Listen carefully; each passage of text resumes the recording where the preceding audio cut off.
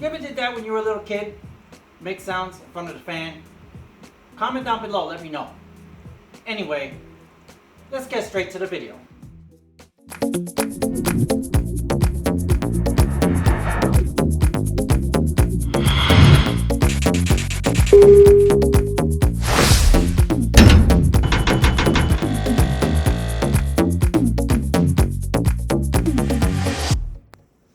What's going on, you guys? Welcome back. In the last video, we covered the creation of my Airbox for the LS3 Swap Nova. If you haven't checked out that video, I'm going to leave a link up in the corner so that you can go ahead and reference that video before watching this video. Now, in the last video, I discussed after creating the box how looking at the filter, it gave me clues as to the airflow going towards the filter when the hood is closed. And so we saw that there was dirt spots on the filter that gave me an idea of how the air is flowing towards the filter even when the hood is actually closed. Now there's holes on the core support, so I know air was going towards the bottom of the filter. And of course, even with the hood closed, and I'll close the hood just so that you can see. So with the hood closed, air would be, flowing this way, and behind this marker light, there's a hole. And then over here, I don't know how, but when air flows past this area here, it actually goes up over the core support and actually hits the filter itself. And I did explain that in the last video. So with that in mind, it gave me an idea on how I wanted to create the Airbox so that I can utilize that airflow and keep it in the Airbox. So the cover actually is made to harness all that airflow and to hold it in that area. So that way I can ensure that the Airbox itself would remain cool at all times as the car is actually moving. It also protects, with the Airbox being built, it also protects the Airbox area where the filter is living from the underhood temperatures of, the engine bay. So I had to make a cover that would kind of tie all of those little details together, and that's what I'm going to show in this video. So the air filter is installed along with the air intake tube, and it's all connected and ready to roll. And so let me start off by showing you the little bracket that holds the filter in place. See if we can zoom in here. So you can see there's that little screw that protrudes from the end of the filter, which I showed in the last video, and you can see how the bracket holds onto the filter. So that ensures that the filter does not move at all. And then you can also notice that when the filter is installed, you can't even see the Airbox. So that's a big bonus. Over here, I wanted to point out that when I was creating this Airbox, you can see that the filter has a rubber backing. Well, I wanted to ensure that this filter rests against the Airbox, creating a nice seal.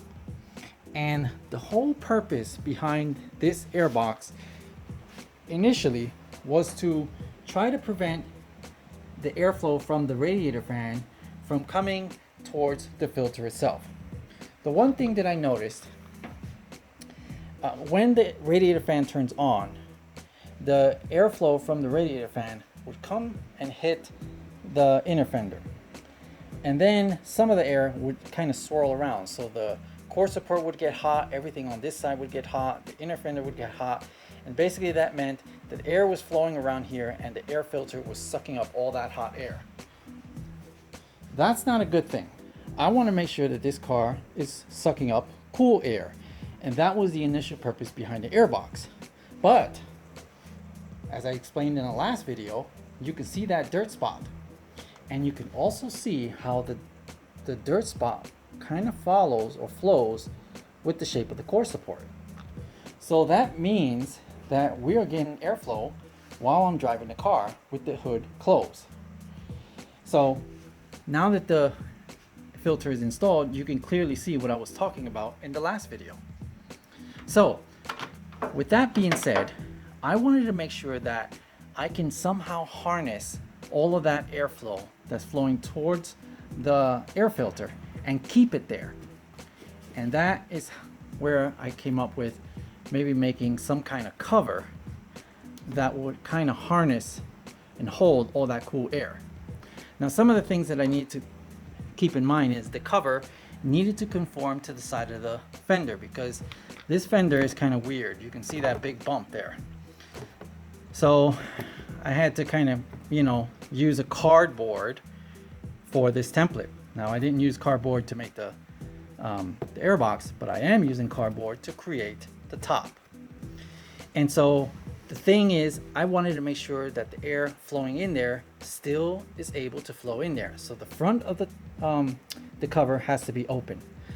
The side, well, you can see that even with the cover resting on top of the filter, well, there's a big gap. So that had to be solved. And the last thing that I wanted to make sure when creating this this cover there is I wanted to make sure that the air filter had some space above it, so that as air is flowing, it would flow across the top of the filter and maybe go down. I mean, bear in mind, we also have air flowing in from the bottom. So I really wanted to make sure that I have air flowing in from the top and the bottom, so that I can ensure that that filter is always going to be receiving nice, cool, fresh air. Now you can see that I already started creating a support bracket for the top, and that's basically just an angled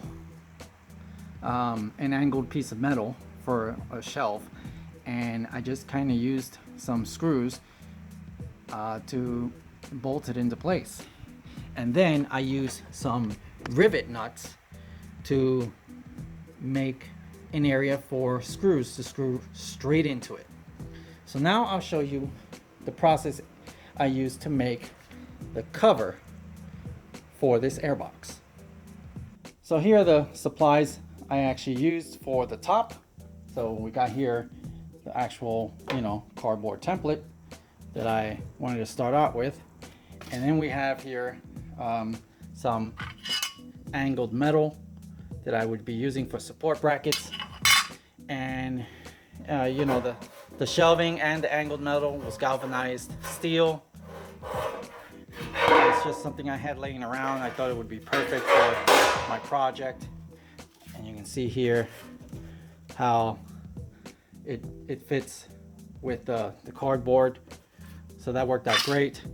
And then for the screw holes, I used just rivet nuts. So I got a rivet nut gun and some rivet nuts that I can use to, put in there and have a nice place for a screw to hold the cover in place.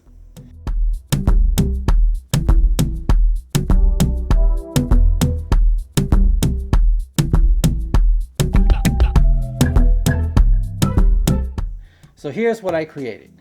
So you can see the rivet nuts on there. So there's 4 of them on there. You'll see some foam on the top there. That's to create a seal. Got some silicone here. There's going to be foam on top of here as well to create a seal. And on this side, you can see that I put a piece of metal to cover that gap. And you can see here, it contours with the filter. So that's pretty much the creation for the support bracket for the top. And I'm gonna install that right now so you can see how it looks and continue with the process of actually creating a cover for my Airbox. Okay, so here it is in place, and you can see that that piece that extended goes towards the back. I wanted to make sure that the back of the filter box area was nice and straight, and that's why I extended that piece of metal towards the back. And you see the rivet nuts, you can see how it attaches to the side there. I put some silicone on there to make a seal, and then on this side you can see how it goes around the filter. So you can see here, I wanted to make sure that it covers it. All of this is now covered. You see there's a bolt, and it completely ensures that I don't have any hot air from the radiator fan going into my filter box. As you can see there, And so that pretty much sets up for the cover. It's now I have a support system for the cover to actually bolt on. I have now, you know, some screw holes.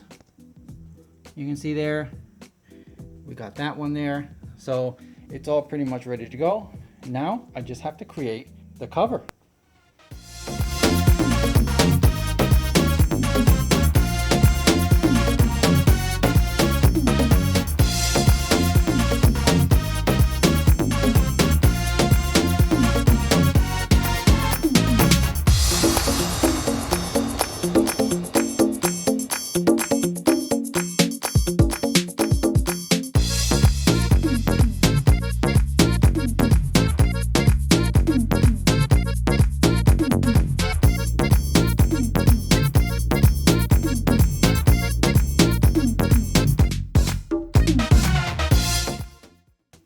Well, there it is.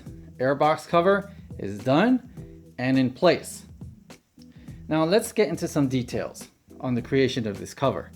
Now if we go to the overhead shot, you can see that the airbox cover itself, the edge of the airbox cover, is slightly behind the core support. And the reason for that is when I close the hood, I don't want the airbox touching the hood at all. You don't want nothing touching. So, you know, when I was taking measurements and I was, you know, doing test pieces, I would, you know, make sure that when the hood was fully closed, that I wasn't having any rubbing issues. Now, even with the cover slightly behind the core support, the air still, you know, I mean, you know, the air, when it flows and kind of flows upwards, and we can still see some of the dirt spots. So we know that the air is going to flow and hit the bottom of the top of this cover and flow, you know, towards the back. So you can see there's a space between the air filter itself and the bottom of the cover. And of course, that was designed so that the air can actually travel around the filter towards the back. We want to make sure that the air has a chance to completely saturate this area. That was my consideration. I mean, we already have that on the bottom, so we know air is going to go through the bottom and cool the bottom half of the filter. I just wanted to make sure that the air filter wasn't just getting air in the front. I wanted it to be able to actually go all the way around, so that when the car is moving, we're going to always have nice, cool air in this area.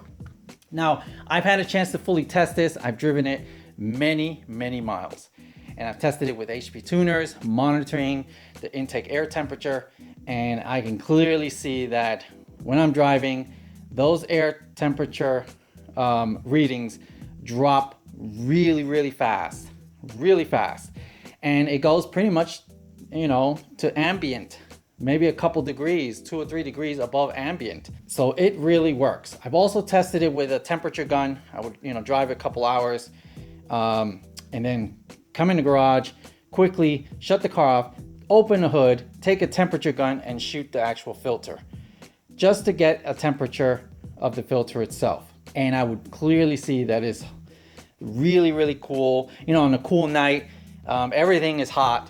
And then I would, you know, actually touch the filter and the filter would actually be cold. So this setup actually works flawlessly. So now, when I was designing this, I had a choice between making the top completely, you know, solid or actually having it clear in the center. Now, when I was considering that, you know, how I was going to paint it so that it kind of flows with the engine bay, if I was to paint the whole thing red, let's say I made the whole thing out of that metal and paint the whole thing red, it'd be too much red in here. And when you look at the engine bay, you would instantly, your eyes would instantly go there. I didn't want that. I wanted to make sure that it looked, you know, kind of, you know, flow with the engine bay. So the clear top was the only way to do so. Now, the benefit of having a clear top is I can actually see the filter for maintenance purposes. But remember when I was talking about the actual support system for this cover, how I wanted to make sure that the back portion was nice and flat? Well, now you know why I wanted it nice and flat, because when I was, doing the mock-up, I knew that I would be able to see right through the cover and see the back of that area behind the filter. So that is the reason why I wanted to make it nice and flat, and it goes with the theme of the engine bay, because we got red and we got black. So that was definitely one of the reasons why I decided to go with a clear top rather than a solid top.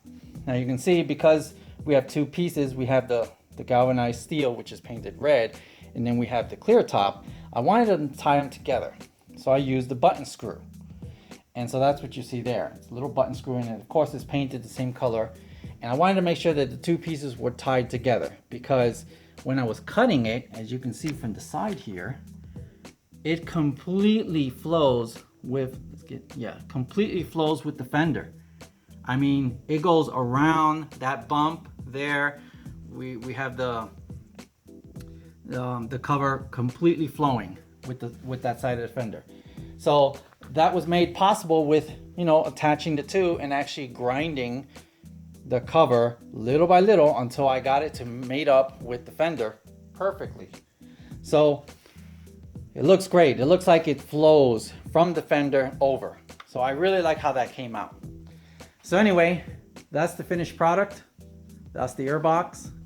It works flawlessly. So there you have it.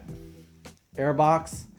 It's a 3-part system. So it's a Airbox cover, an Airbox support system, and then the Airbox itself.